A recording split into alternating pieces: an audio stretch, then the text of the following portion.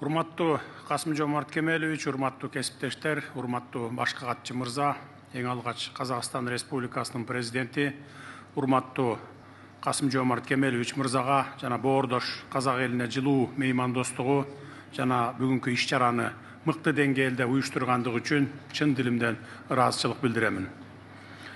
Байыркы Түркистан шаары биздин жалпы тарыхыбыздын, маданиятыбыздын жана руханий мурасыбыздын символу катары бүгүнкү талкуулар үчүн өзгөчө жемиштүү аянтча болуп берет деп ишенемин. Мен бүгүн боордошторум менен кайрадан жолукканыма чын жүрөктөн кубанычтамын. Кыргызстан үчүн Түрк мамлекеттер уюмунун ишмердүүлүгү өзгөчө мааниге ээ жана анын өсүп келе жаткан потенциалы менен кадыр баркы биздин достугубуздун бекемдигин жана биримдигибиздин күчүн ачык көрсөтүп турат. Урматтуу кесиптештер, бүгүнкү саммиттин темасы жасалма интеллект жана санариптик өнүгүү заман талабына ылайык өзгөчө актуалдуу маселе. Дүйнө терең өзгөрүү баскычында турат. Технологиялар биздин жашообузду канчалык ылдам өзгөртүп жатканы айкын болуп турат. Санариптик трансформация менен жасалма интеллект экономикага, билим берүүгө, саламаттык сактоого жана коомдук жашоонун бардык тармактарына таасир этүүдө. Бүгүнкү күндө атаандаштык ресурстар аймактар үчүн гана эмес, технология жана жасалма интеллект үчүн да жүрүп жатат. Бул жагдайда Түрк мамлекеттер уюму өз алдынча геоэкономикалык жана технологиялык борбор болуп калыптануу үчүн жакшы мүмкүнчүлүккө ээ. Жасалма интеллект жана санариптештирүү бүт Түрк мейкиндигинде активдүү өнүгүп жатканын канааттануу менен белгилеймин. Азыркы мезгил бул багытта кызматташтыкты чыңдоо жана күчөтүү мезгили. Биздин биргелешкен аракеттер, билим алмашуу жана технологиялык интеграция аркылуу гана заманбап дүйнөнүн талаптарына жооп бере алабыз. Түрк мамлекеттеринин биримдиги жана биргелешкен инновациялык потенциалы жаңы экономикалык мүмкүнчүлүктөрдү ачат жана регионду глобалдык технологиялык картада күчтүү борбор катары чыңдайт. Аталган тармакта Кыргызстан дагы бир топ маанилүү кадамдарды жасадык.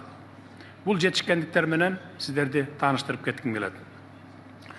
Кыргыз Республикасында санариптик трансформация саясаты ырааттуу ишке ашырылып жатат.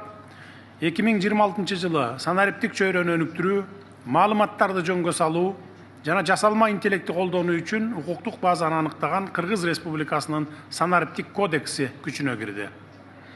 Мамлекеттик кызматтарда санариптештирүүдө олуттуу ийгиликтерге жетиштик. Анын айкын далили түндүк порталы. Бул портал аркылуу жарандар 195 мамлекеттик кызматты онлайн режиминде ала алышат. Жарандарга электрондук кызмат көрсөтүүлөрдүн жалпы саны 5 жыл ичинде 67 миллионду түзсө, анын ичинде соңку 4 айда эле 12 миллиондон ашты. Азыркы учурда Кыргызстанда кыймылсыз мүлк жана автоунааларды каттоодон баштап паспорт алуу жана башка мамлекеттик кызматтарга чейин үйдөн чыкпай туруп, уюлдук телефон аркылуу жетүүгө болот. Түндүк мамлекеттик кызматтар порталынын жалпы колдонуучулары 16 жаштан 55 жашка чейинки өлкө калкынын 80%-ын түзөт. Соңку 5 жыл ичинде мамлекеттик органдардын электрондук операцияларынын көлөмү 5 миллиардтан, ал эми мамлекет менен бизнес арасындагы электрондук операциялар 1 миллиард 700 миллиондон ашты. Бул көрсөткүчтөр санариптик технологиялардын күнүмдүк турмушубузга терең интеграцияланып баратканынын белгиси. Ушул эле тенденция билим берүү тармагында да оң таасир этүүдө. Ошондуктан санариптик билим берүү тармагында да олуттуу кадамдар жасалды. Бардык мектептер жогорку ылдамдыктагы интернетке туташты. Ал эми жогорку окуу жайларда жасалма интеллект, санариптик укук жана блокчейн технологиялары боюнча жаңы бакалавр жана магистр программалары ишке кирди. Ошол эле учурда жасалма интеллект үчүн өзүнчө ченемдик укуктук база иштелип чыгууда жана тиешелүү инфраструктураны өнүктүрүүгө өзгөчө көңүл буруудабыз. Кыргызстанда жасалма интеллект тармагын өнүктүрүү, мамлекеттик органдардын бизнес чөйрөнүн жана илимий коомчулуктун аракетин координациялоо максатында жасалма интеллект өнүктүрүү боюнча улуттук кеңеш түзүлдү. Мындан тышкары Бишкекте жасалма интеллект боюнча улуттук борборду түзүү иштери активдүү жүрүп жатат. Ал инновациялык долбоорлорду ишке ашырууга, таланттарды өнүктүрүүгө жана глобалдык технологиялык тенденциялар менен синхрондуу иштөөгө мүмкүндүк берет. Мындай санариптик жана интеллектуалдык демилгелер глобалдык каржы жана технологиялык өзгөрүүлөр менен тыгыз байланышып, жаңы финансылык механизмдерди киргизүүнүн маанилүүлүгүн көрсөтүүдө. Бүгүнкү күндө финансылык технологиялар жана санариптик активдер жаатында олуттуу өзгөрүүлөр болуп, виртуалдык валюталар жана токендештирилген активдер глобалдык экономиканын маанилүү бөлүгүнө айланууда.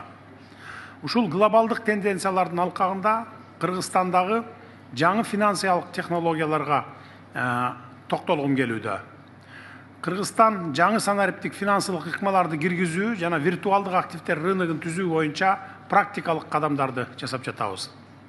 Президенттин алдында виртуалдык активдер секторун өнүктүрүүгө жана криптовалюталарды коопсуз колдонуу үчүн укуктук норманы түзүүгө багытталган улуттук кеңеш түзүлдү. Жакында Кыргызстан санарип сомду KJST улуттук стейблкоинди ишке киргиздик. Мамлекеттик крипто резерви жана активдерди токендөө боюнча иштер жүрүп жатат.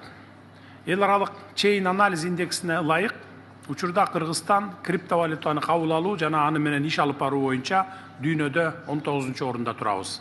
Ошондуктан бул багытта кызматташууну кеңейтүүнү жана биргелешкен долбоорлорду ишке ашырууну сунуштайбыз. Урматтуу мамлекет башчылары, биздин аймак Евразиянын жүрөгүндө жайгашып, бул географиялык артыкчылык бүгүнкү күндө жаңы мааниге ээ болууда. Бул стратегиялык мүмкүнчүлүк. Аны ишке ашыруу үчүн ыкчам жана макулдашылган аракеттерди көрүшүбүз зарыл. Эгерде биз транспорттук коридорлорду санариптик платформалар менен бириктире алсак, түрк мамлекеттери дүйнөлүк товар ташуу системасында маанилүү ролду аткара алат. Сиздерге маалым болгондой, Кыргыз тарап эл аралык жүк ташуунун электрондук коштомо кагазын ишке киргизүү боюнча меморандумду ишке ашыруу демилгесин көтөргөнбүз. 2026 жылдын 23 апрелинде Бишкекте түрк мамлекеттер уюмунун транспорт министрлеринин жолугушуусу өттү. Ал жыйындын жыйынтыгында аталган меморандумга кол коюлду. Учурдан пайдаланып, транспорт багытындагы бул жетишкендигибиз менен баарыңыздарды куттуктап, колдоп бергениңиздер үчүн терең ыраазычылык билдире кетемин. Мындан тышкары, Кыргызстан менен Түркия кылмыштуулукка каршы күрөшүү боюнча түрк мамлекеттер уюмунун атайын кеңешин түзүү жөнүндө келишим долбоорун иштеп чыкканын белгилегим келет. Долбоордун алкагында издөөдө жүргөн адамдарды табуу жана маалымат алмашуу үчүн электрондук санариптик система түзүлөт. Аталган келишимге биздин ички иштер министрлерибиз сентябрда Астанада өтө турган жолугушууда кол коюшат деп үмүттөнөмүн. Дээрлик 1 жыл мурда Кыргыз Республикасы электрондук кол тамгаларды өз ара таануу жөнүндө келишим долбоорун демилгелеп, тараптарга сунуштаганбыз. Бул долбоор бирдиктүү санариптик мейкиндикти түзүү жолунда маанилүү кадам деп эсептеймин. Ошондуктан сиздерден аталган документти алдыга жылдырууну камсыз кылып берүүңүздөрдү өтүнүп кетет элем. Урматтуу кесиптештер, уюмга мүчө мамлекеттердин ортосунда 2024 жылы Бишкек шаарында Кыргызстандын төрагалыгы учурунда кол коюлган санариптик экономика боюнча макулдашууну өзгөчө баса белгилегим келет. Кыргызстан бул макулдашууга чоң үмүт артат, анткени электрондук коммерция мамлекеттерибиздин соода байланышын күчөтүп, санариптик экономикадагы кызматташууну кеңейтет. Учурда биз макулдашууну ратификациялоону аяктап жатабыз жана аны тез арада ишке ашыруу үчүн күч аракеттерибизди жумшайбыз. Мындан тышкары, Түрк инвестициялык фондунун практикалык ишмердүүлүгүн жакын арада баштоо жалпы кызыкчылыктарды алдыга жылдырууда маанилүү кадам деп эсептейбиз. Фонддун ишмердүүлүгү экономикалык өз ара аракеттенүүнү санариптештирүүгө жана санариптик каржы инструменттерин өнүктүрүүгө натыйжалуу таасирин тийгизет. Маданий гуманитардык чөйрөлөрдө кызматташууну биздин уюмдун артыкчылыктуу багыттарынын бири экендигин эске алып, бул тармакты санариптештирүү маселесине көңүлүңүздөрдү бургум келет. Түрк элдеринин маданиятын, тарыхый жана руханий мурастарын сактоо, жайылтуу жана келечек буундарга өткөрүп берүү бүгүнкү замандын маанилүү милдети болуп саналат. Андыктан бул багытта заманбап иммерсивдүү жана комплекстүү санариптик технологияларды колдонуу менен санариптик музей порталын түзүүнү зарыл деп эсептейм жана демилгени сиздердин карооңуздарга сунуштайм. Бүгүн көтөрүлгөн демилгелерди жана сунуштарды ишке ашыруу жолдорун өкмөт башчылар кеңешине тапшырууну сунуштаймын. Кыргызстандын демилгеси менен уюштурулган уюмдун өкмөт башчылар жолугушуусу Бишкек жана Баку шаарларында ийгиликтүү өткөнүн белгилей кетким келет. Урматтуу саммиттин катышуучулары, учурдан пайдаланып, боордош Түркия жана Өзбекстанды футбол боюнча дүйнөлүк чемпионатына чыгышы менен чын жүрөктөн куттуктаймын. Кыргыз эли сиздерге күйөрмандык кылып, ар бир оюнда ийгилик, күч кубат жана эң мыкты натыйжаларды каалайбыз.